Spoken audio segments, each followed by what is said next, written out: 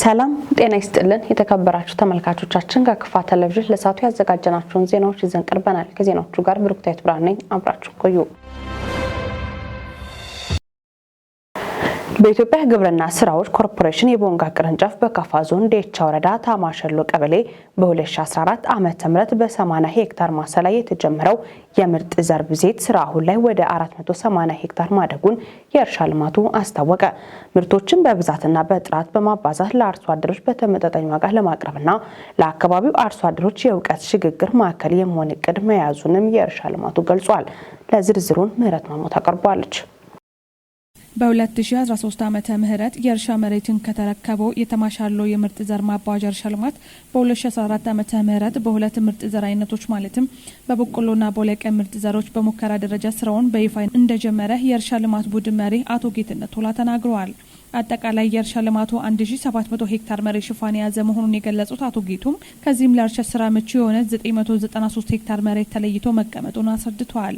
በዘንድሮ ዓመት በ486 ሄክታር መሬት ላይ ሩዝ፣ ማሽላ፣ በወለቀ እንዲሁም የማሾ ምርጥ ዘሮች በተለያዩ ዝርያ አይነቶች መልማታቸውን ለክልል መንግስት ኮሚኒኬሽን ቢሮ የገለጹት አቶ ጌቱም የደረሱ ምርቶች የተሰበሰቡና ቀሪዎቹ ያልደረሱ ምርቶች ደግሞ በጥሩ ቁመና ላይ እንደሚገኙም ገልጸዋል።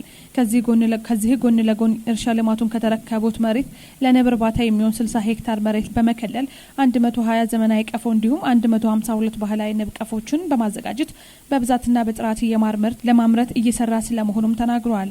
ለንብ ማነብ ለተቀመጡ ዘመናዊና ባህላዊ ንብ ቀፎች አብዛኞቹ ንብ በመያዛቸው ማሩም ደርሶ ለቆረጣ መድረሱንም አስረድተዋል።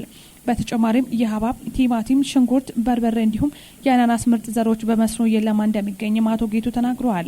እንዲሁም ለእርሻ ልማቱ ቡና፣ ኮረሪማ፣ ሙዝ፣ ሌሎች የተለያዩ ሰብሎች ለሙከራ መተከላቸውን ገልጸው በእርሻ ልማቱ ለበርካታ ዜጎች ቋሚና ጊዜያዊ የስራ ዕድል መፈጠሩንም ገልጸዋል።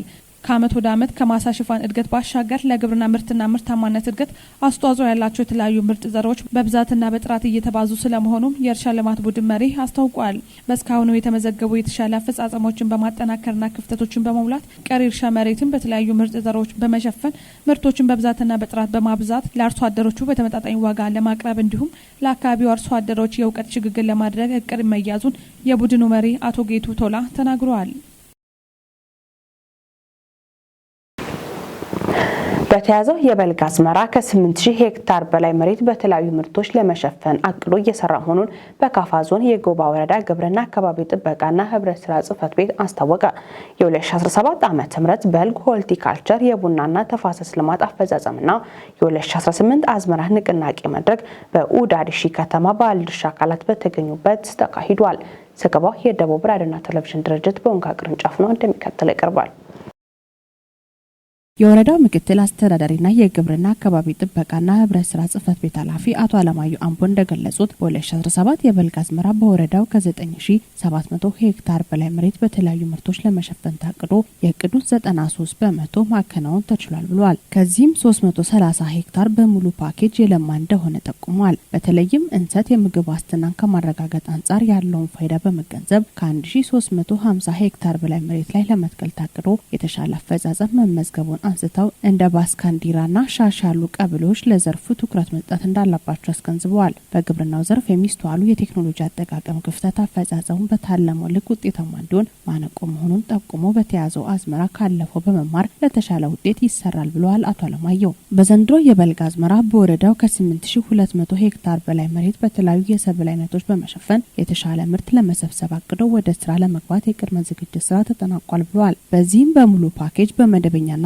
ጓደለ መሬትን በዘር ለመሸፈን እንደሚሰራ ተናግረዋል። ከሚታረሰው መሬት አጠቃላይ ከ311600 ኩንታል በላይ ምርት እንደሚጠበቅ አንስተው ለዚህም 3585 ኩንታል የግብርና ግብዓት ይቀርባል ብለዋል። በንቅናቄ መድረኩ የመክፈቻ ንግግር ያደረጉት የጎባ ወረዳ ዋና አስተዳዳሪ አቶ ታረቀኝ ታደሰ መንግስት ለገጠርና ለግብርና ትራንስፎርሜሽን ልዩ ትኩረት በመስጠት እየተንቀሳቀሰ ባለበት ወቅት መድረኩ መደረጉ የተለየ አድርገዋል ብለዋል። እንደ ወረዳ ከተለመደው የአስተራረስ ስርዓት በመውጣት የተሻለ በማምረት ምርትና ምርታማነትን ለማሳደግ መስራት ይገባል ብለዋል። ከዚህ ቀደም የምግብ ዋስትናን እንደ ቤተሰብ ለማረጋገጥ ይደረግ የነበረው እንቅስቃሴ አሁን ላይ በብዛትና በጥራት በማምረት ገበያውን ለማረጋጋት መስራት ከሁሉም አካላት እንደሚጠበቅ አስገንዝበዋል። አምና በተመሳሳይ መልኩ በመስራት በሄክታር 36 ኩንታል ምርት መሰብሰብ እንደተቻለ ያነሱት ዋና አስተዳዳሪው ዘንድሮ ወደ 38 ኩንታል በሄክታር ለማሳደግ እቅድ መያዙንም ገልጸዋል። የተጀመሩ ስራዎችን ውጤታማ በማድረግ የአርሶ አደሩን ምርትና ምርታማነት በማሳደግ የምግብ ዋስትናን ለማረጋገጥ በሚደረገው ጥረት ስኬታማ እንዲሆን የባለድርሻ አካላት በቅንጅት እንዲሰሩ ዋና አስተዳዳሪው ጥሪ አስተላልፈዋል። በመድረኩ የጽህፈት ቤት ኃላፊ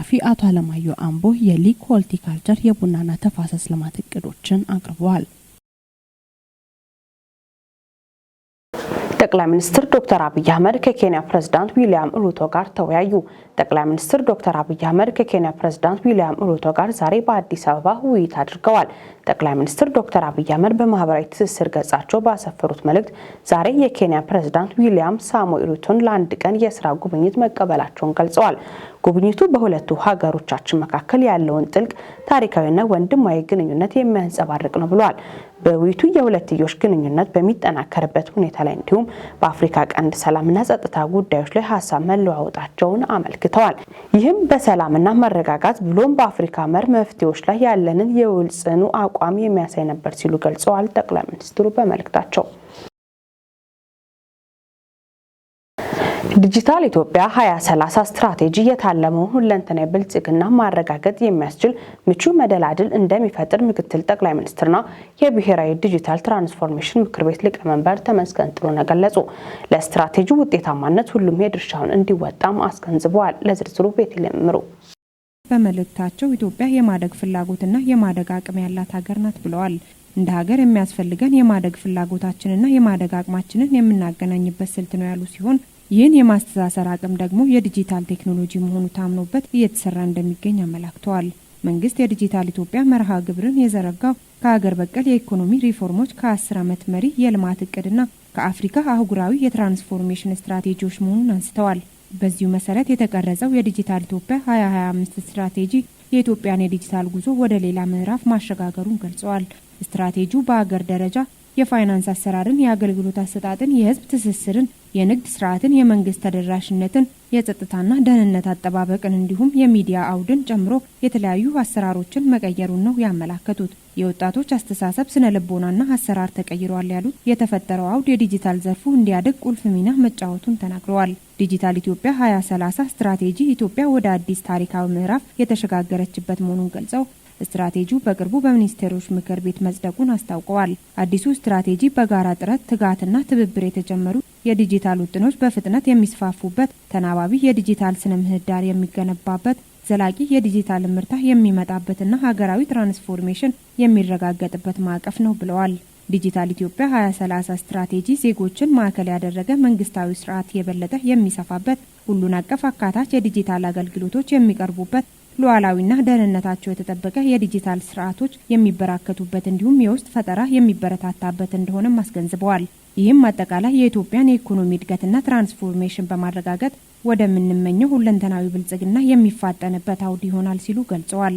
መንግስት ዲጂታል ኢትዮጵያ 2030 ስትራቴጂ እንዲተገበር በቁርጠኝነት እንደሚሰራና ሁሉም ባለድርሻ አካላት ለስኬታማነቱ የበኩሉን ድርሻ እንዲወጣ ጥሪ አቅርበዋል። በኢትዮጵያ የሀሳብ ልዩነቶች በሀገር በቀል እሴቶች መፈታት አለባቸው የሚለው የመደመር መንግስት እሳቤ ውጤት እያስመዘገበ መሆኑን በጠቅላይ ሚኒስትር ጽህፈት ቤት የዲሞክራሲ ስርዓት ግንባታ ማዕከል አስተባባሪ ሚኒስትር ዶክተር ቢቂላ ሁሪሳ ገለጹ። በጠቅላይ ሚኒስትር ጽህፈት ቤት የዲሞክራሲ ስርዓት ግንባታ ማዕከል አስተባባሪ ሚኒስትር ዶክተር ቢቂላ ሁሪሳ ለኢዜአ እንዳሉት የመደመር መንግስት ሰላምን ለማረጋገጥ በሰላማዊ መንገድ ብቻ የሚል ግልጽ አቋም አለው ብለዋል።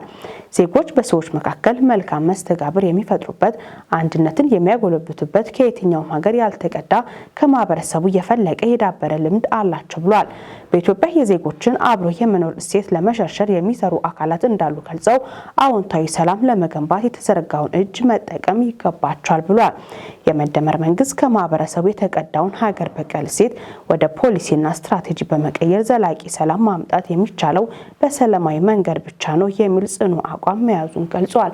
ዘገባ የኢትዮጵያ ዜና አገልግሎት ድርጅት ነው። የተወደዳችሁ ተመልካቾቻችን ከክፋት ቴሌቪዥን ለሰዓቱ ያዘጋጀናቸው ዜናዎች እስካሁኖቹ ነበሩ። ዜናዎቹን በመምራት ብሩክታዊት ብርሃኑ አብራችሁ ቆይታ አደረኩኝ። ቀሪ ጣቢያችን መሰናዶች ይቀጥላሉ። በእኔ በኩል መልካም ጊዜ